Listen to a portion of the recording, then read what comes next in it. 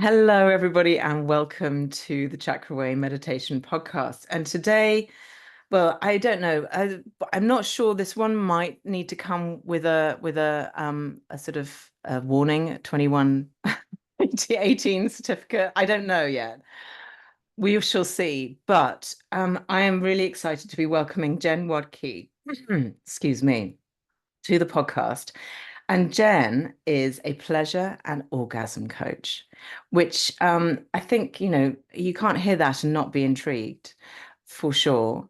And so I'm really excited to see where this goes because I know that Jen is going to fill us with a lot of information and hopefully make a really lovely connection between the work that I do with energy and spirituality and this incredibly important and huge part of everybody's lives, which is pleasure, orgasm, sensuality, sexuality, cannot be ignored. We are humans. This is, one of our biggest things that we're here for.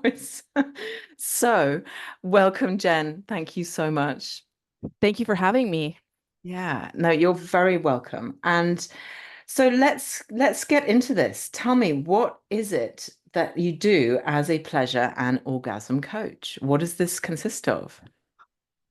It is really about helping people uncover what is in their way to their ability to experience their own pleasure and orgasm to the most deepest level that they desire. And it's so interesting, I find, when somebody comes to me and wants to work on their pleasure and orgasm, we're never working, not never, but we're usually working with the things that are in the way and often not directly with pleasure and orgasm because so many of us have like sort of so much, I think of it as societal gunk that we've taken on about who Mhm. we are sexually, who we are spiritually. You talked about energy as well. And I find when we're working with pleasure and orgasm, it's so hard to separate the energy and the spirituality out of that. I think they're so linked. Absolutely. And I find, so many people have a lot of raised in our sort of Judeo-Christian tradition in the West here, so many of us have like layers of conditioning that sometimes come from the church and from religion. So there's a lot of just kind of digging out these beliefs that we've taken on about who we are and what can we experience, and Mm, then blowing through them, right? Like just setting aside what doesn't work and replacing it with what does and what allows us to get into our pleasure and into our orgasm. And I'm assuming that you're working just exclusively with women. I am, although there are coaches who do work with men, but I just have found I draw a lot from my own experience, and as a cis het woman, that's kind of the body that I live in. So Mhm. that's who I definitely serve is Yeah. women. Yeah. Okay. So I completely hear you in terms of the baggage that gets in the way. It's our conditioning around sex and around our own pleasure as women, I mean, I'm thinking historically, like ancestrally, we were given as women so much shame and blame and it's a very massive and complex subject to get into what we have the baggage that we carry from our grandmothers, our great grandmothers, and we live in this society now where it's mostly accepted that women can do what they want with their bodies and can expect to feel pleasure and experience orgasm but it hasn't always been that way, and even now, uh we are as women sometimes blamed for um being too inviting, being too gorgeous, too Yeah. irresistible. Yeah. So, I mean, how do you start by unpicking? I mean, I suppose everybody's individual, of course, and everyone has their own history, of course, and it comes very much from the family and what was, I suppose, exhibited in the upbringing. Is that where you begin? We typically start in one-on-one coaching sessions. We start with the question, like, what do you want to experience? Like, what kind of orgasm do you want? What kind of pleasure do you want to experience? So it's like, where do you want to go? And then we look at what have you been able to experience? And then we sort of live in that gap. Like, Mm. what's been going on that has not allowed you to get to, this infinite pleasure and orgasm? Like, what is in the way? And so we kind of dig into like, where does that come from? So we do work with a family. Like you said, we almost all have taken on learnings and teachings from our family around sexuality and what it means to be a woman, and what it means to be in relationship. We dig into spirituality and the church, and just sort of a lot of the teachings that we see, in media and our sort of in our culture. I think what you said was really interesting in that at the start, like women are allowed to have, this pleasure and orgasmic experiences in the way that we didn't before. But I think the big key there is that there's this, it feels like we've been given, like, okay, you have permission, you can go do this now. But like you said, we have all this ancestral wounding. Like you can't just, have oppressed women's sexuality for millennia and then in the 1960s go, sexual revolution, okay, we're done, go ladies. Like like you can't just turn the switch, right? There's No. so much that we have to uncover and unlearn. Yeah. Like, and a lot of us have just sort of become, I think, sort of numb and disconnected because we have all this millennia of wounding and gunk that we've taken on. So there's a lot of unwinding to be done. Yeah. And do you find when you're working with clients, are they people who can't have an orgasm or can't reach orgasm, or are they people who want better orgasms? I think there's quite a big, I mean, there's a massive distinction between those two camps. Yeah, it runs the gamut. Mm. People who have not experienced orgasm. Now there's a few that's seems to be so far a smaller group. And there's kind of this bigger group that it's almost like a generalized, like, I know there's more, like something is missing, and it's hard for them to articulate it. Mm. But there's this feeling that there's more for me. There's more out there. Like I want to have this kind of orgasm. I want to experience, this deep, deep fulfillment in my sex life and my partnership. And why can't I get there?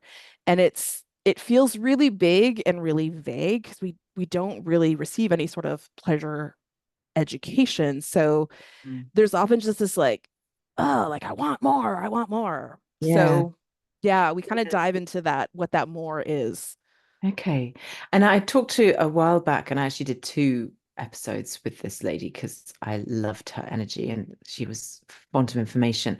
She was a tantric teacher. So she was very much on that tantric trick, which was very much around that there is so much more than just a bit of, flesh slapping to pleasure and to sensuality and sexuality. And so I want to know, like, I mean, I want to go back. We'll come back into other things, but let's just get into the meat of it, as it were.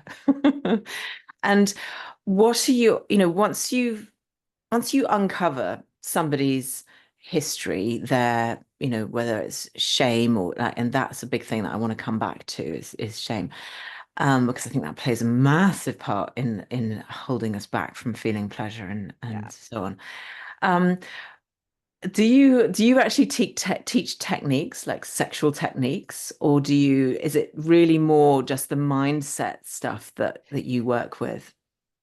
My training is very much tantric based. So we do a lot of work where we go into the body, like everything that we sort of all of our residual experiences and our desires live in the body. So there's a lot of like, let's go in and let's reconnect with that. What am I actually feeling in my body? What am I experiencing? Where am I holding, emotions or tightness or resistances? And then we really get into the body to liberate anything that's stuck.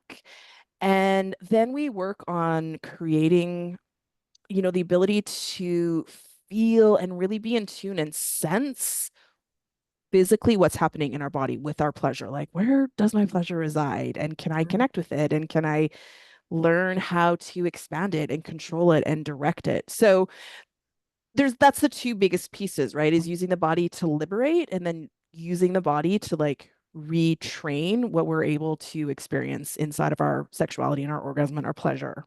Yeah, I mean that's very much, it's very, and I knew that we were going to be aligned on a fair few things, but this is definitely one of them, is like really connecting with the body. Now, I connect through the body on my yoga mat, and through Yeah. the teaching of yoga.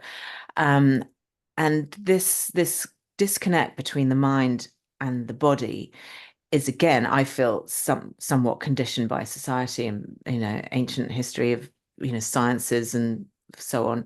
Um, but it's in connecting with the body and actually really having a conversation with the body.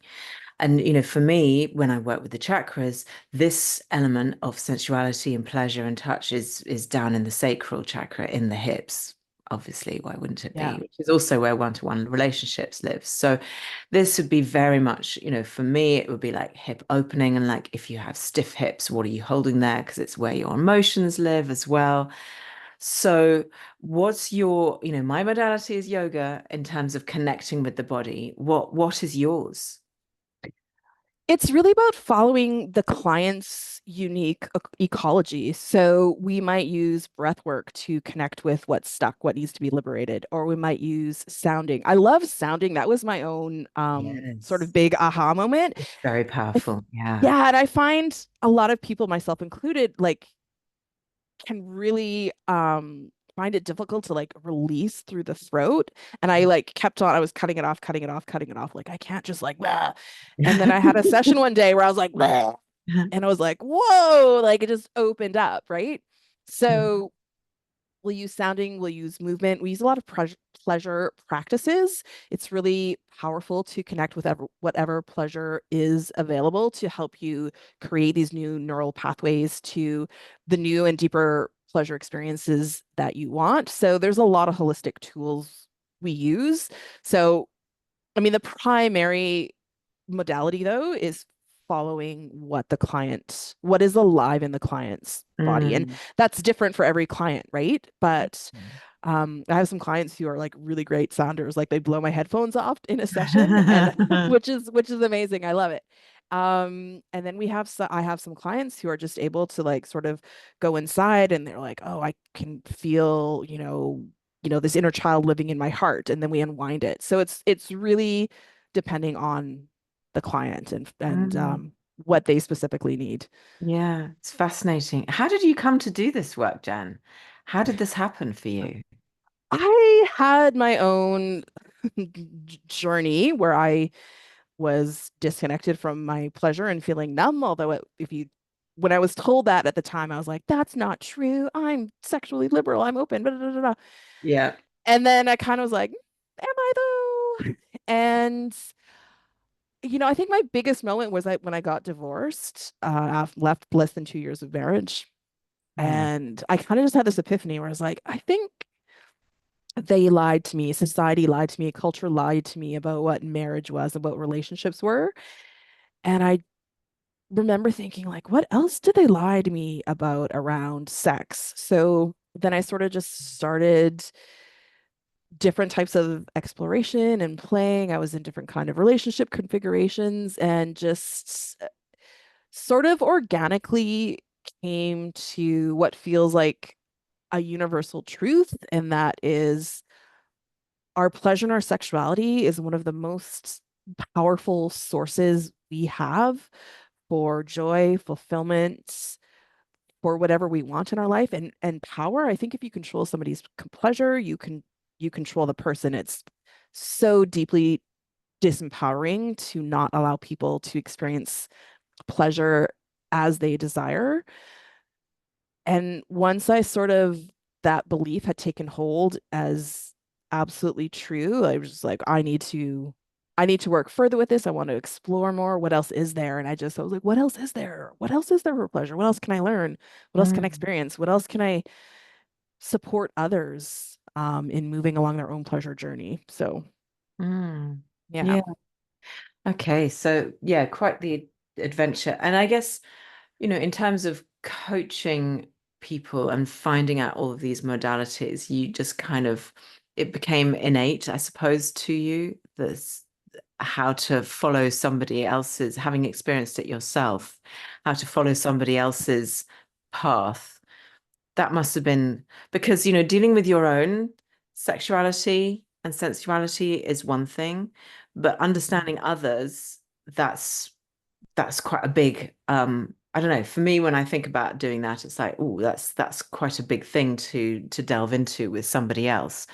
But then again, I guess in my work I do that as well because you're just getting into the very nub of what's holding people back. Yeah. And that brings me nicely back to this aspect of shame, because I think I think I can say personally, in my sort of when I first started becoming sexually active, shame, oh my God, that really held me back. And I didn't feel pleasure, like orgasmic pleasure, for years after becoming sexually active.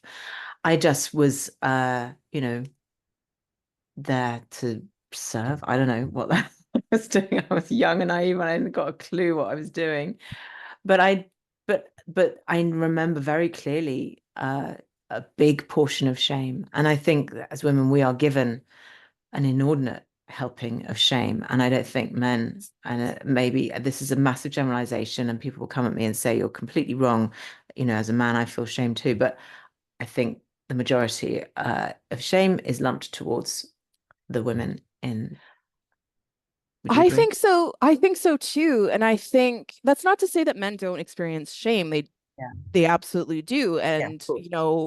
I would say sort of acceptable sexual norms and morality hurts everybody. Mm. But I do think women have gotten more of it.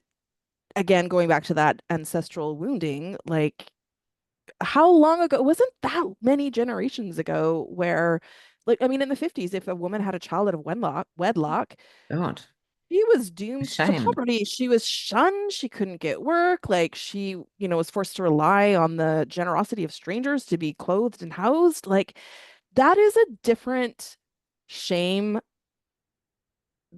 legacy that we've given women than we've given men. And that's not to say that, not to say the men's shame is lesser or shouldn't be dealt with, but I Mhm. think it is very different. And I think it is a very, very deep wound in the feminine.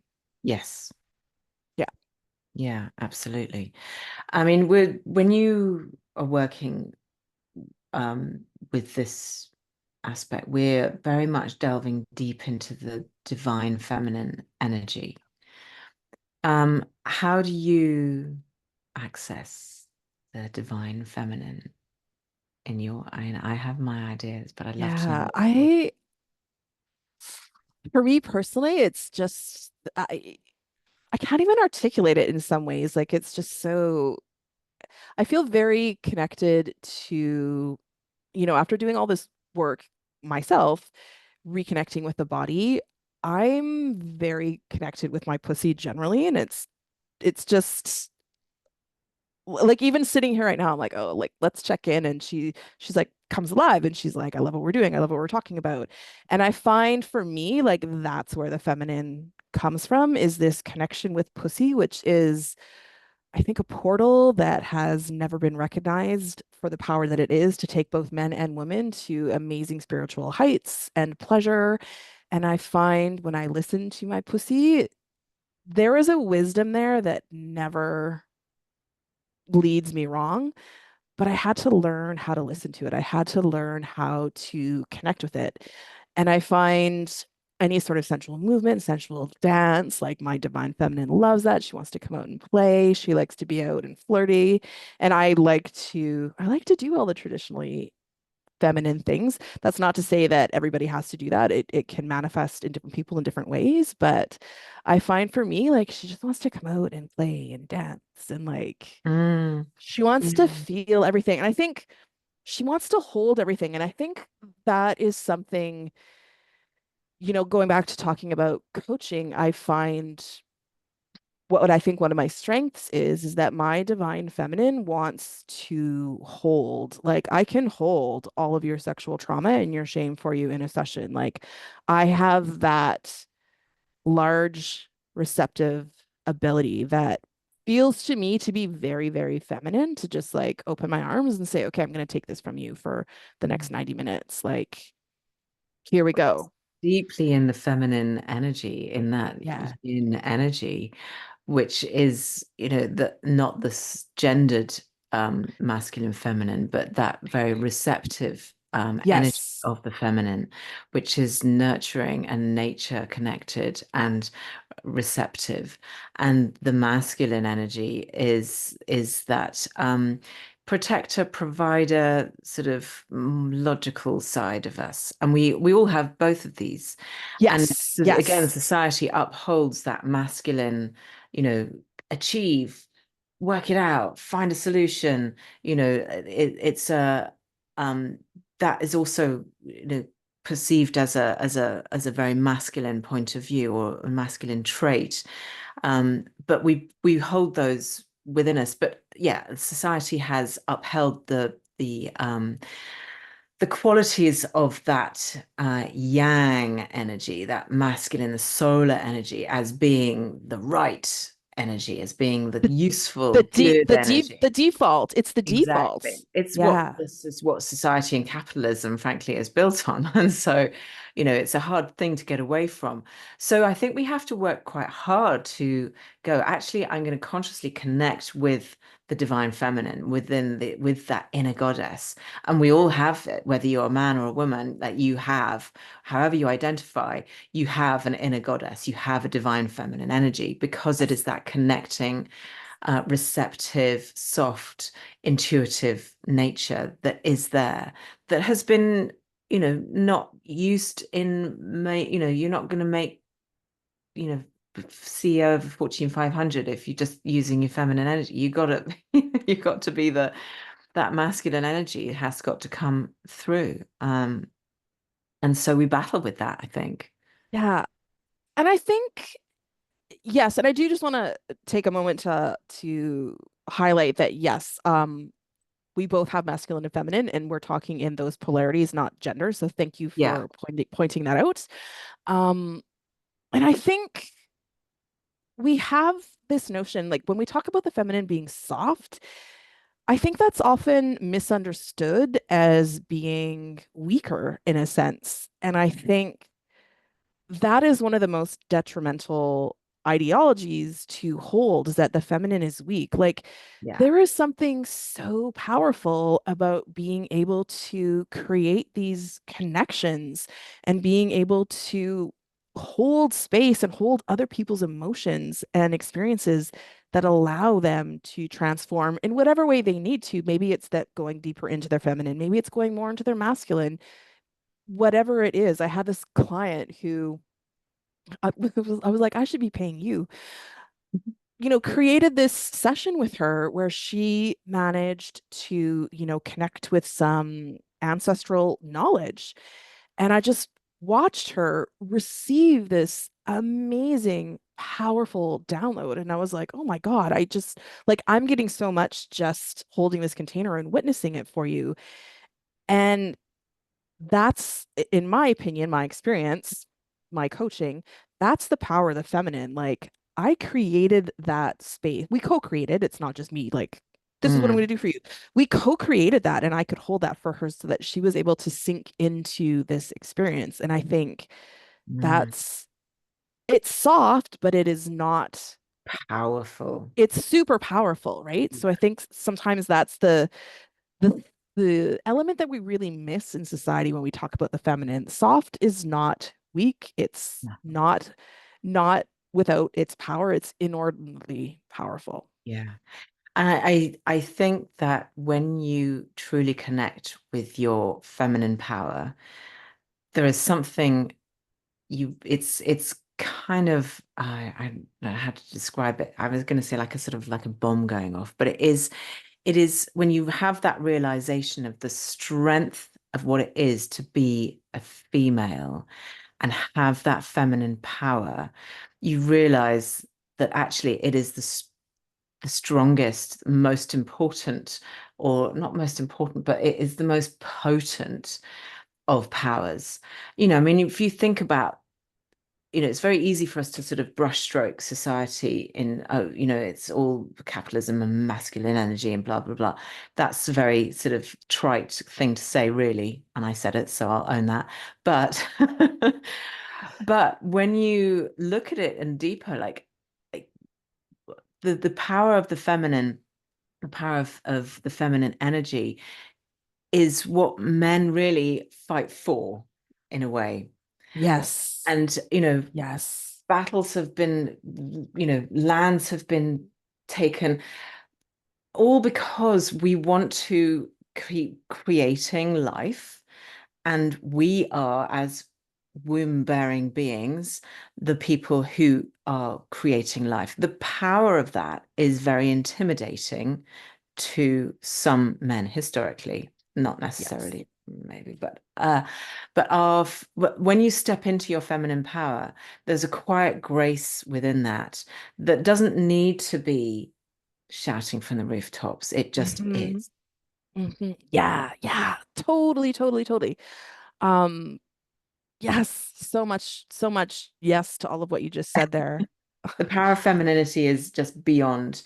Um, and it's when we step into that, I guess that when you step into that power, that's when the pleasure, the sensuality, the orgasm then begins to really get fired up. Yeah, yeah. Yeah. And I mean, there really is something to the idea that to, come into your feminine, especially in the sexual context, is a surrender. And again, this idea that we think, oh, surrender, you're giving up, you're giving in, you're weak. But to surrender is so powerful, like to choose to just allow yourself to sink into that, to surrender to that pleasure, to not fight it. Like, so I think my own sexual experiences, sometimes there is a bit of like fighting that pleasure because it can be really scary if you haven't experienced it before, right? That surrendering, that vulnerability Mm. can be very scary. But when you can learn how to fully open to that, and like, again, it's not weak, it's incredibly powerful to just say, I'm going to let my body, my psyche, my spirituality, my soul, all of that experience all of the pleasure that is available to me in this sexual experience, whether it's, solo by yourself or with a partner. Like, Yeah. So this is what I wanted to ask you as well. So it's all very well. So we've opened up to our divine feminine. We're feeling receptive, gorgeous, all of those things, really connected with ourselves. And then partner comes along, and maybe partner isn't quite as enlightened or as like, I don't know, how do you train your partner? Like in a way, that's the wrong phrase, but like, yeah, you're on this journey which is very personal. It's very, you centric. But then there's and sure, when you're on your own experiencing pleasure, fantastic. We all love a bit of that. Goodness, wonderful. But when you add somebody else into the equation, um, who may not have been enlightened or, has maybe watched too much porn and thinks that pleasure is just like pumping or I don't know, whatever. Like, how do you get over that obstacle of the other? yeah, it can be a huge challenge. I think it's so important to continue to have solo sessions. I firmly believe that we all have a sexuality that is our own, that we Mhm. can and should play with by ourselves. It's an amazing place to develop and connect. And so when you bring a partner in, I never want people to like give up that, male or female, everybody. Mm. You don't want to give up that place where you can fully surrender without, fear of, not fear of, that's not the right word, but without worry that a partner's not going to be able to hold you or support you or witness you in all of that. So I think there has to be some conversation with the partner, like this is what I, experience on my own. This is what happens. And I think you have to, it can be really hard if your partner isn't on board. And I don't have a really great, like, wrap it up answer. No, It's well, like, I mean, it's it's a not, lot there's of, never going to be because every person is going to be different and need different kind of, and I suppose what it comes down to is communication, doesn't it? And Mhm. being as sure in yourself or as confident in yourself to actually ask Yeah. for what you want. And that's Yes. that's the other thing. How on earth do you do that? Ooh. Yeah. I mean, yeah. And if you have a partner who's not there with you, I don't, it can be really, really challenging. And to feel that you're not on that, it's such a catchphrase. You're not on the same vibration, No, it's but that's true. what it is. And Okay. that can be really, really challenging. And I think you either have to, I mean, how much work should anyone do to bring their partner up to their vibration? I think that's such an individual question. And if your Mm, partner is resistant to raising their vibration and coming up to meet you, I think the question that you have to ask yourself is, am I okay for whatever amount of time to bring myself down to meet them where they are? Like, you have to find that meeting somewhere.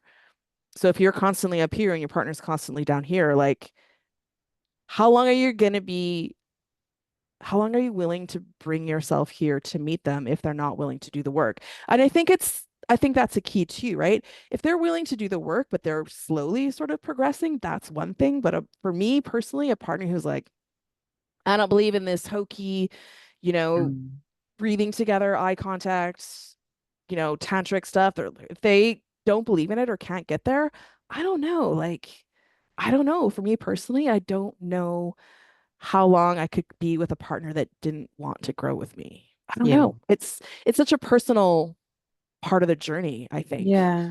I mean, I think if you have a long-term partner who you can really have these kind of conversations with, then that's something that is ongoing and that growth together is really something that can actually bring you closer together emotionally Oh, as physically. I mean, big time, really important.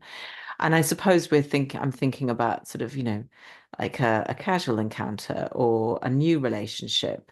And you're like, okay, I'm at this level. You are not, it's like dangerous. It's I guess yeah, I mean I guess it's just you have to see where you both land. And yeah, and especially for me, like in a casual encounter or any encounter, like you don't always have to be operating at your highest vibration. Like, yeah, this notion that once we achieve a level, we stay at a level, I don't think that's true. Like, there's peaks and valleys, right? Like, I've achieved, really great touchless orgasms. And some days I'm like, I just want my vibrator. Like, I yeah, don't want to do a full pleasure practice. And I think it can be the same with partnered sex. Like, it's like sometimes I just want to go have a casual encounter with somebody I find really hot.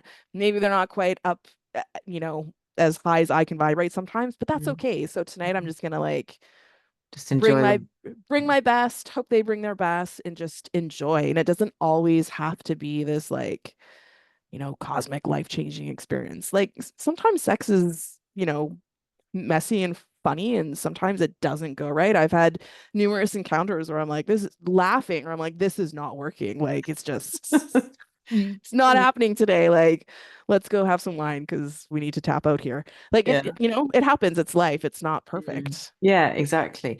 And you just mentioned something that I'm glad you did because I want to come back to this. And this is something that you talk about on your website and so on, which is the touchless orgasm. Yes. So tell me, what on earth is a touchless orgasm? Yeah, it's sometimes called an energy orgasm as well. Okay. I really look at it as a paradigm shift in how we are able to experience pleasure. So instead of looking sort of for external sources, which are lovely and wonderful, Mhm. partners, hands, toys, I'm not giving any of that up. But in certain days where I'm doing a practice, it's a shift where we put that all aside and we instead look internally for that source of pleasure. So we, as we talked about earlier, get out of the head. We want to get into the body and find like, where am I feeling pleasure? What pleasure is available alive inside of me right now without any sort of self-stimulation?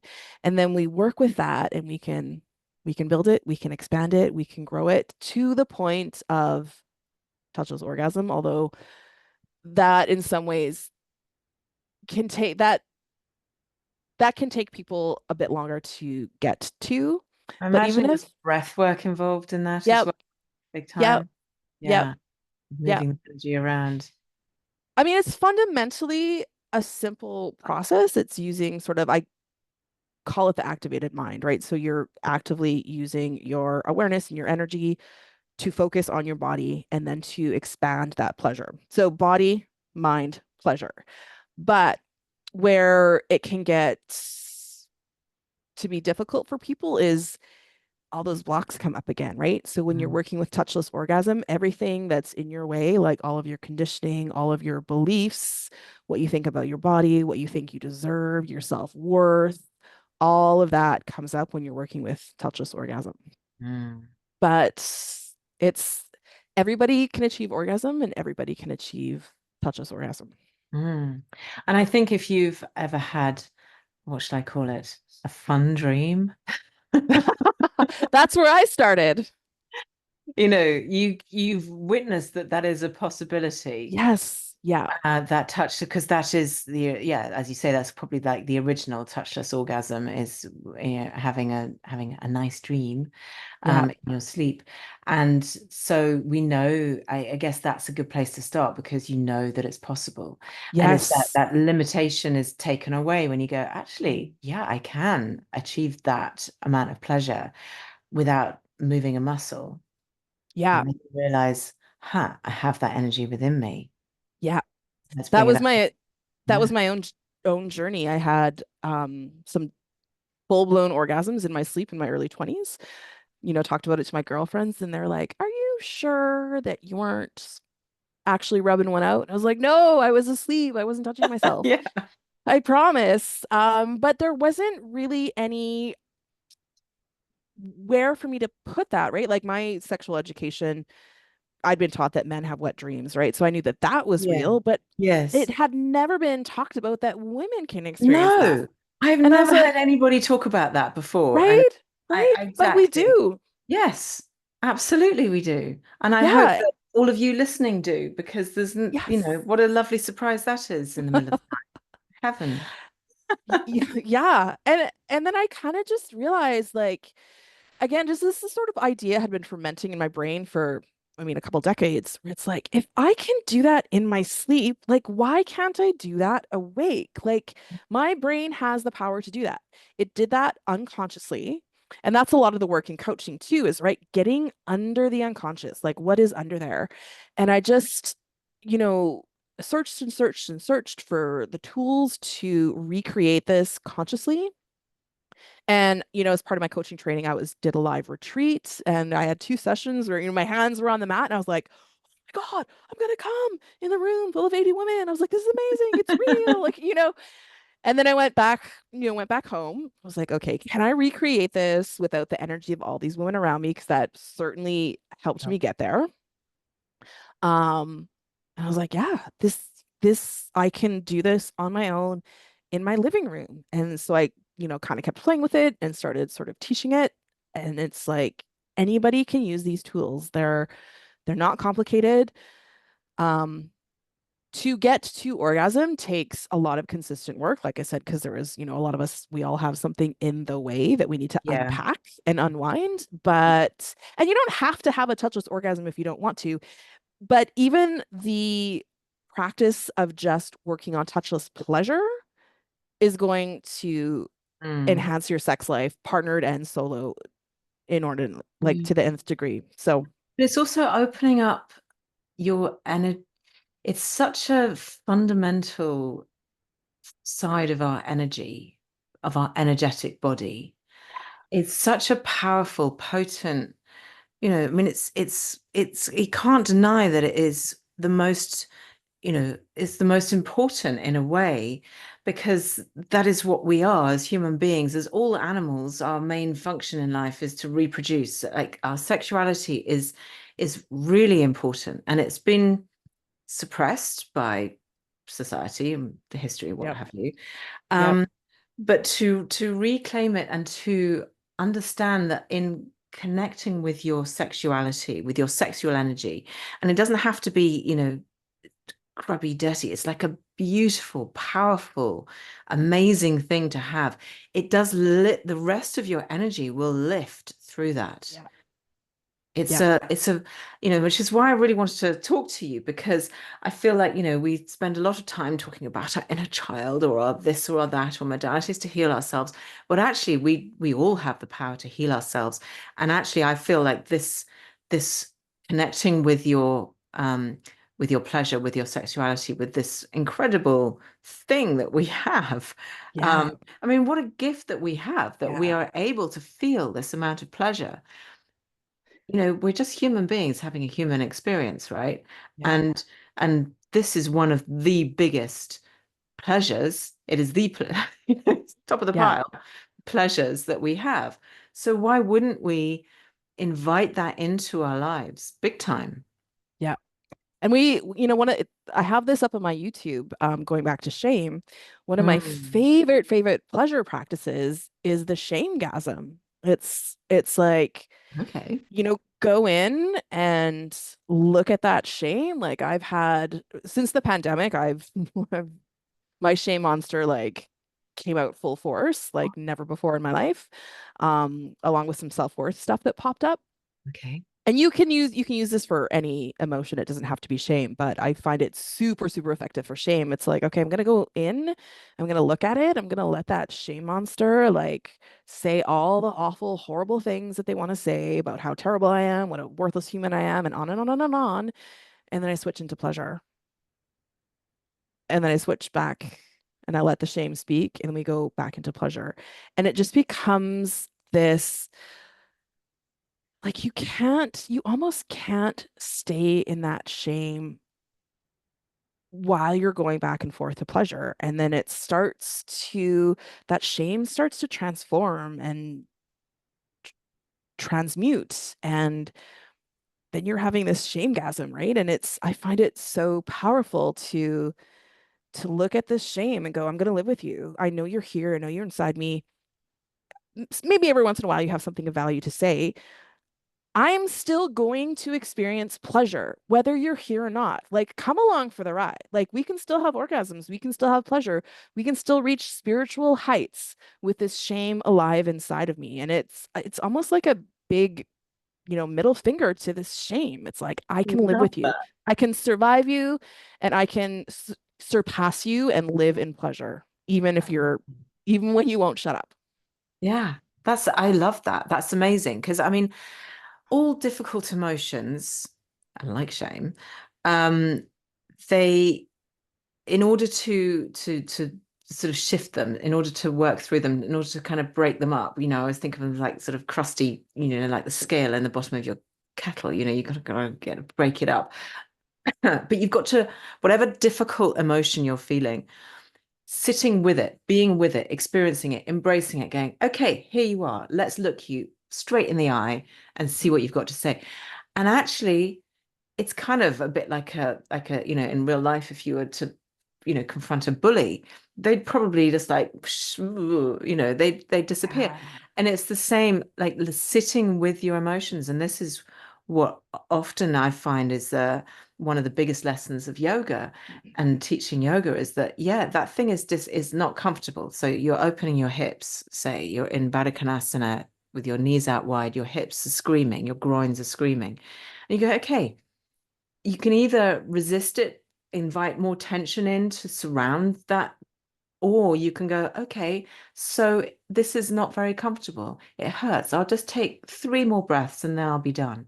And as soon as you surrender to it and just go, okay, I'll just sit with it, I'll just live with it for, three more breaths or whatever, suddenly you find that it begins to dissipate. It just begins to dissolve. And it's such an important lesson to feel physically, because then you can take it into your emotional life as well. And so this is exactly the same kind of Yeah. practice with this shame-gasm. I love that. Yeah. It's sort Yeah. All of those emotions, shame, rage, jealousy, all of that stuff, they live in the shadows. And if you don't look at them, of, you're feeding them, yeah, yeah, right? yeah, exactly. So, Amazing. So, Jen, we've talked for quite a long time. This is such ah, a, it's really fun conversation, and I really hope that we've inspired people to just kind of like embrace their bodies and their pleasure a little bit more, because energetically, it is such a powerful thing to do. It's really empowering, and quite often, I talk about empowerment living in the solar plexus chakra, but actually, they feel, I think it can rise up from the sacral up and upwards, kundalini rising and all of that good stuff, and yeah. let's the kundalini rising is a good example. So in, Hindu mythology, you've got, or is it kundalini in tradition anyway, the at the base of the spine you have the serpent snake Shakti, which is the feminine, rises up. And the reason why you want this rising up of the energy of the Shakti rising through the central Sushumna Nadi up to the crown chakra, because that's where her lover Shiva resides. So that bliss is Shakti rising to meet her lover Shiva at the crown, and then Yeah, spiritual totally. orgasm. Totally. Yep. We all want those. Yeah. So I mean, good. I'm interested. I've written down on my little notes here as we've been talking types of orgasm, because I feel as an orgasm coach, you might be able to tell us what, because there are different types of orgasm, aren't there? Yeah, I used to insist that there wasn't, that orgasm was like really just the release of, built up pleasure. Yeah. And um, I was wrong. There are different types of orgasm. And I think the thing to remember, sometimes I think when we talk about types of orgasm, I worry that it might seem like another element that we have to chase to be like sexually liberated and Yes, it's sort open-minded, of right? checklist. Oh, I better have all of them. Yeah, Yeah, fair enough. I yeah. get And so that. that's Yeah. so Not really that helpful. Mm.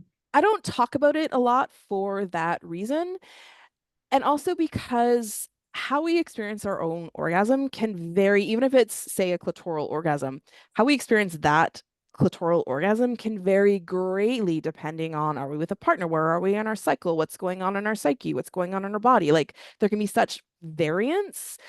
Um, that I don't know. I don't have a great answer for this one either. No, I think I'm you've given the not, greatest answer in that there is no real definite, we can't label this, and pleasure is pleasure. And if you're feeling pleasure, yeah, then you're winning, I'm guessing. yeah, yeah.